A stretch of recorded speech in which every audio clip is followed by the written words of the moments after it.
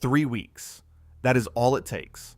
A potato stored in a modern refrigerator after just 3 weeks is a shrunken, rubbery, nutrient-depleted shell. Its cellular walls collapsed from forced dehydration, its starches chemically converted under artificial cold stress. I have held both specimens in my hands. The difference is not subtle. It is forensic. The refrigerated potato crumbles under light pressure. Its skin separates from the flesh beneath it. Now consider the documented counter-phenomenon recorded in northern European root cellars. Scandinavia. A potato extracted from a damp sandbox after 22 weeks, 154 days, is firm, dense, and biologically intact. Its skin is unbroken. Its internal moisture pressure is unchanged. 22 weeks, biologically intact. This is not agricultural folklore. This is a documented, repeatable, measurable, physical outcome that the appliance industry has no interest in explaining to you. Here is the question that stopped me cold. How does a wooden crate filled with construction sand, total material cost under $5, outperform a refrigeration appliance drawing 400 kilowatt hours of electricity per year on the single metric that matters, keeping living cellular structure intact? The refrigerator operates by mechanical compressor cycling, which strips relative humidity inside the cabinet down to 30 to 40%. It creates a steep vapor pressure gradient across every vegetable skin it touches, pulling moisture outward continuously every hour of every day. It is not a preservation system. It is a controlled dehydration chamber. It has been marketed as one for 70 years. The engineering record says otherwise. For Americans over 50, the stakes are not abstract. Grocery prices have climbed over 28% since 2020. Power grid fragility is a documented infrastructure reality. And the quiet erosion of domestic self-sufficiency has left an entire generation without a single passive food preservation skill. 1945. Root cellars erased. The engineering problem has been sitting in plain sight for decades. A passive sand matrix, a wooden box, a physical law called vapor pressure equilibrium, and a harvest that survives the entire winter, untouched, alive. Tell me in the comments, did your grandparents keep a root cellar or a sandbox on their property? What they knew, and what was taken from them, is exactly what this investigation is about to restore. Stay with me. Water activity. That is the number food scientists use to predict when a living cell begins to die. A tuber at full biological rest holds an internal water activity of 0.99, nearly saturated at the cellular level. Now place that tuber inside a compressor-driven appliance running at 35 to 38 degrees Fahrenheit, with a relative humidity of just 30 to 40%. A steep vapor gradient is born instantly, moisture migrating outward across the epidermal layer, driven by pure thermodynamic law. Within 7 days, not months, not seasons, cellular turgor collapses. Tissue softens. The biology has already begun its terminal sequence. Construction-grade matrix material, moistened to 60 to 70% saturation by weight, generates a local relative humidity of 90 to 95% in the immediate microenvironment surrounding each stored tuber. The vapor differential drops to near zero. No osmotic gradient, no moisture loss. Cellular respiration slows to its baseline dormancy rate, 5 to 10 milligrams of CO2 per kilogram per hour. Because the matrix itself acts as a passive gas buffer, slightly elevating local carbon dioxide concentration and chemically instructing the tuber to remain biologically suspended. Here is the exact ratio that governs the system. 1 part water to approximately 1.5 parts granular medium by volume. That specific calibration achieves target saturation without triggering the anaerobic conditions that produce rot. The margin is narrow. The physics is not forgiving. Farming communities across the Baltic and Scandinavian corridor, from the river valleys of southern Finland to the coastal farmsteads of coastal Denmark, had calibrated this ratio empirically by the early 1700s. Baltic Sea region. They did not use instruments, they used their hands. 1740, Kalm's storage records. Swedish agronomist Per Kalm cataloged layered storage chambers throughout the Nordic farmsteads of that era. Chambers whose granular matrix, particle size, ran precisely 0.5 to 2.0 millimeters. Modern soil science confirms that range maximizes capillary water retention without compaction. The second mechanism is thermal mass. A 40-pound matrix body absorbs ambient temperature fluctuations of 15 to 20 degrees Fahrenheit without transmitting that variance to the stored crop. The stored organism never experiences the temperature swing. It experiences only the stable median. This is not a container.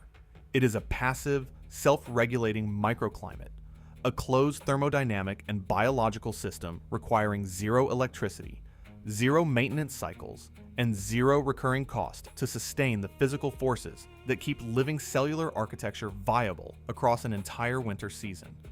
No utility bill powers this. No compressor cycles on at 2 a.m. No forced convection strips the outer layers of what you grew. The physics operates continuously, silently, for free. Tell me in the comments, what temperature does your basement or garage hold in January? That number determines the exact placement protocol coming in the next act. And what comes next is where the engineering becomes personal. Now, here is the detail that stopped me cold. 1940-70%. Homes had root cellars. In 1940, an estimated 60 to 70% of rural and semi-rural American homes contained a root cellar, sandbox, or cool larder built directly into the residential structure at no added cost. By 1975, that number had collapsed to a statistical trace, not because the physics stopped working, because 3 corporations and 1 federal agency decided it should disappear. GE, Frigidaire, a General Motors subsidiary, and Westinghouse controlled the residential appliance sector in the late 1940s, and the business model they operated required guaranteed recurring consumption. A root cellar, once built, cost nothing to run. The mechanism was the Federal Housing Administration. Starting in the late 1940s, FHA mortgage underwriting guidelines began systematically excluding subfloor storage chambers and passive cool pantries from approved. Residential blueprints, citing moisture and structural risk that any competent civil engineer could have resolved with a $4 drainage layer. They did not ban root cellars. They simply made them unfundable. If your home design included one, your FHA mortgage application moved to the rejection pile. Architectural amnesia enforced by a loan officer. Simultaneously, land-grant university extension programs, funded by agribusiness interests with direct stakes in equipment sales, retrained county agents to promote refrigeration and commercial canning gear. The USDA's own advisory literature by the early 1960s had reframed passive sand storage as a contamination hazard. The advisory shift was national, radiating outward from Washington, D.C. into every county extension office from rural Georgia to the wheat farms of Kansas. Washington, D.C. What had been documented best practice became regulated liability in under 15 years. The generation born into those new post-war subdivisions never saw a sandbox in their home.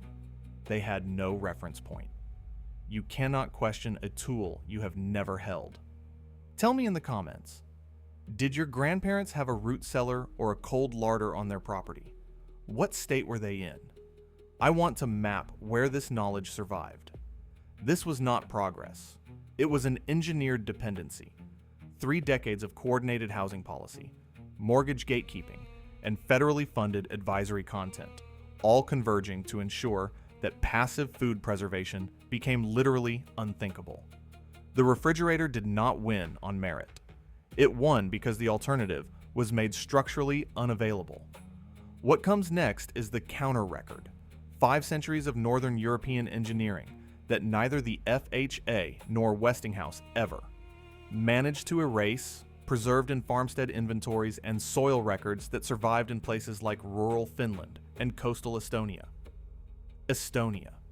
The blueprints still exist, and they cost nothing to use. The blueprints exist, and the oldest ones are carved into farmstead records, stretching from coastal Denmark to the birch forests of inland Finland. Baltic Sea region. Swedish, Finnish, Estonian, and Danish farming communities, all operating under the same biological constraint, a harvest window of 90 days, followed by a winter lasting up to 7 months with no alternative supply chain. In the 1740s, Swedish agronomist Per Kalm documented, with forensic precision, the standardized use of layered sand storage chambers across northern European farmhouses. 1748 Kalm storage record. He called them Kjellare constructions. I call them engineering specifications. The sand was never random. It was sourced specifically from river deposits. Particle size between 0.5 and 2.0 millimeters. That precise granulometry maximizes capillary water retention while preventing the compaction that creates anaerobic rot pockets. The crops were not boxed immediately at harvest.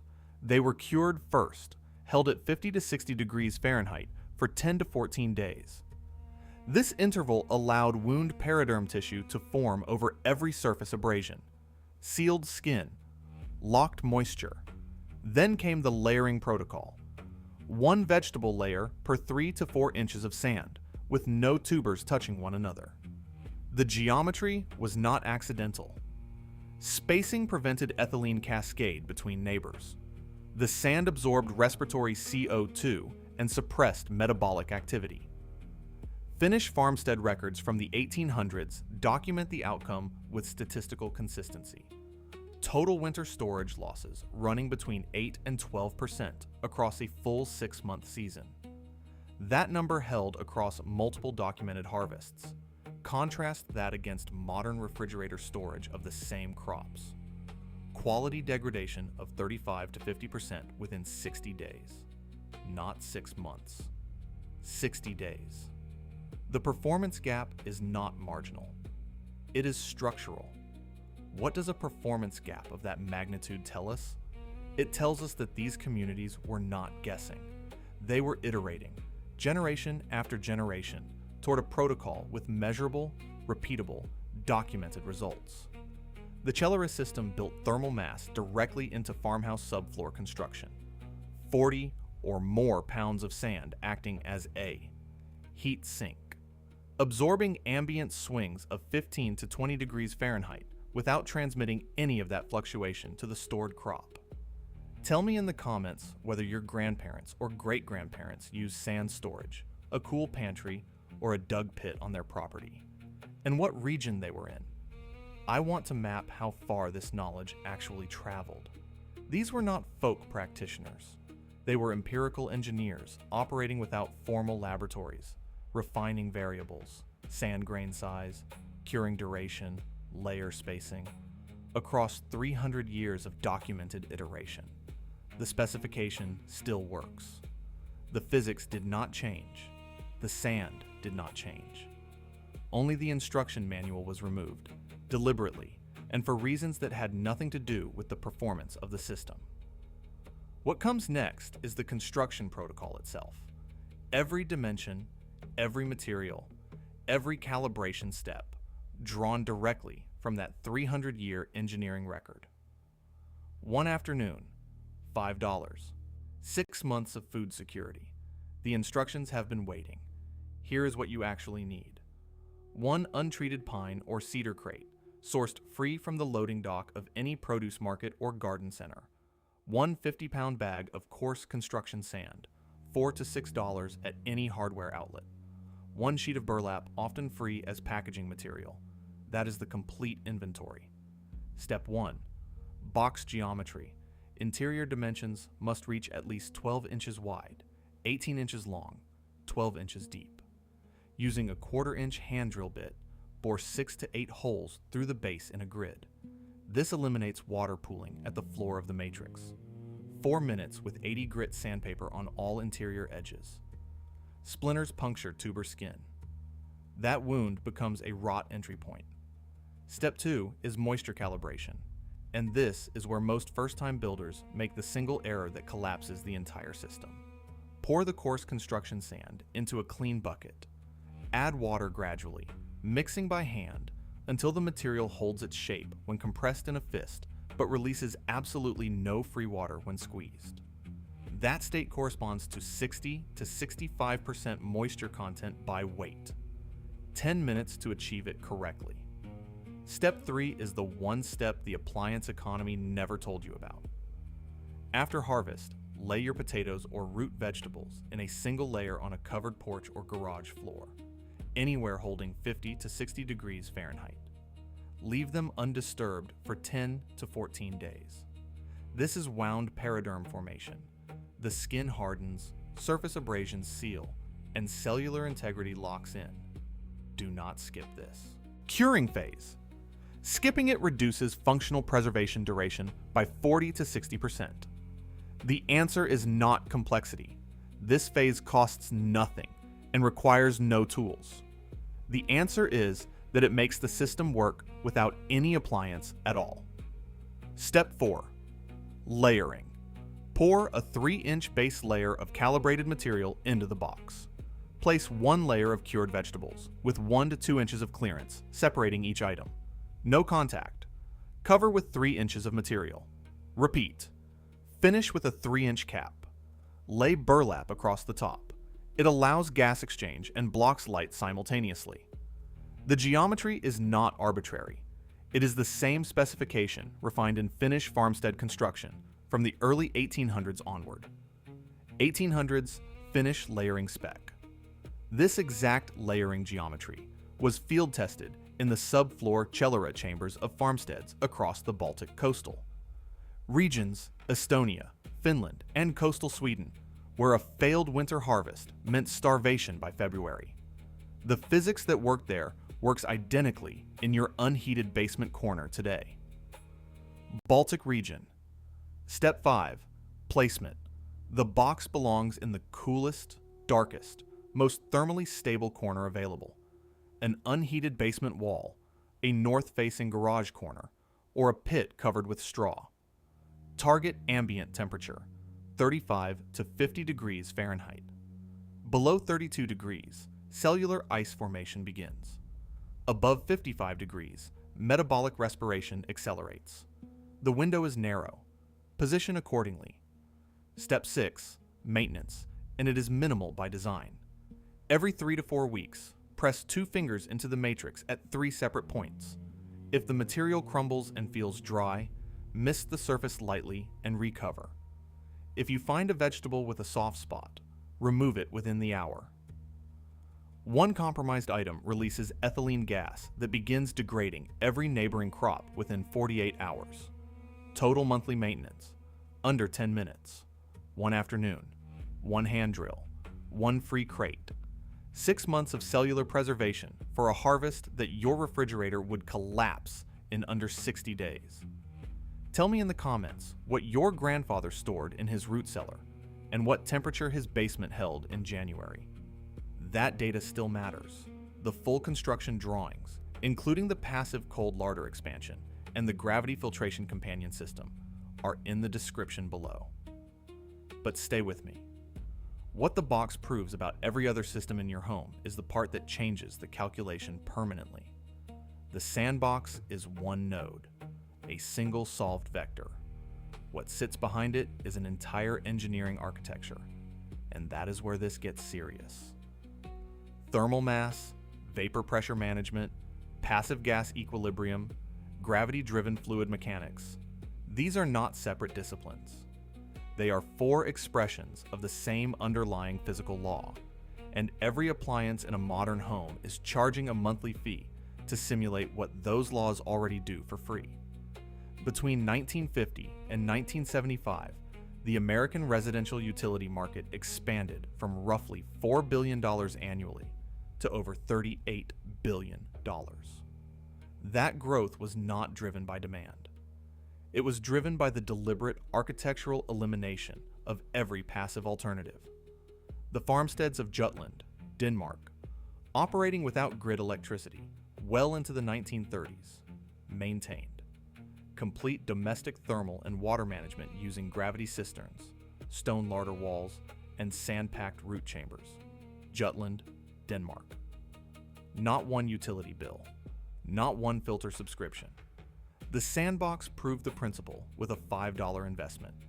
The same principle, applied at household scale, eliminates 3 separate recurring cost vectors: municipal water treatment dependency, mechanical refrigeration load, and commercial filter subscriptions. Physics does not invoice you monthly. In 1887, documented occupational biomechanics research from the Royal Swedish Institute of Technology established joint load thresholds for sustained agricultural maintenance tasks, data that informed low-strain physical protocols still applicable today. 1887 joint load biomechanics documented that research was not marketed to consumers. It was archived. The 100-year blueprint is the technical library I assembled from that suppressed record. 3 complete engineering specifications, a passive gravity water filtration column using layered gravel, biochar, and ceramic media. Total build cost under $18. A thermal mass cold larder. Scaled to full household storage, modeled on Baltic subfloor chamber geometry, and a senior adapted biomechanical maintenance protocol requiring 0 power tools. What does the gravity filtration column eliminate? Chloramine exposure at the tap. A $240 annual filter subscription. Dependence on municipal treatment pressure. What remains is water passing through 14 inches of stratified natural media at a flow rate calibrated by gravity alone. The thermal mass cold larder scales the Sandbox principle to a 40 cubic foot passive cold chamber, maintaining 38 to 45 degrees Fahrenheit through dense masonry wall construction alone. No compressor, no refrigerant, no electric draw. 0 operating cost from day one of installation. If the Sandbox worked for you, if that single afternoon produced 6 months of living cellular preservation, then this is the next logical document to hold. The direct link is in the description. No subscription, no revision fees, 1 acquisition, permanent possession of the complete engineering record. The address is theprimalpage.com. The blueprint is there, exactly as described. 3 specification documents, 1 biomechanical protocol, and the passive cold larder expansion. Drawing referenced at the close of the previous chapter. What the box proved is not about vegetables. It proved that the modern home is paying, monthly, for physical principles it could access directly for under $20. That is not a comfort problem. That is a calculation problem. And the calculation has already changed. The calculation has already changed. Now ask what else it changes. A $5 box outperformed a $1,200 appliance on the single metric that matters: biological cell integrity over 22 weeks. That is not an accident of botany. That is a falsification of an entire economic premise. The appliance economy rests on one claim: that low-cost inert systems were superseded by superior active technology. The engineering record, stretching from Danish farmstead inventories of the 1700s to the suppressed USDA extension literature of 1962, does not support that claim. By 1975, root cellars erased, fewer than 8% of newly constructed American homes included any form of subfloor inert storage. Not because the physics stopped working, because the physics stopped generating invoices. Ask the same question across 4 domains. Water purification. What vapor and mineral equilibrium principle is your filter subscription selling back to you? Structural insulation. What happens when you stack 14 inches of compressed straw bale against a north wall before the first freeze? Air quality management. The documented cross-ventilation protocols used in Finnish timber longhouses. Openings positioned at precisely 18-inch height differentials. To exploit buoyancy-driven air exchange, Cost nothing to operate and predate the HVAC industry by 3 centuries. Finnish Lakeland. Each of those solutions was displaced not because engineers found something better, but because something better cannot be metered, subscribed, or billed quarterly. That is the only engineering criterion that mattered to the appliance economy after 1950. Here is how I want you to read every future utility bill, not as a given. As a question. What is the underlying principle here? Vapor pressure, thermal differential, osmotic exchange, and can I access that principle directly for under $20? Tell me in the comments what your electricity supplier is currently charging you per kilowatt hour. Write the number below. I want to see the geography of that extraction. The most advanced home technology in your possession should be your understanding of physics, not your credit line.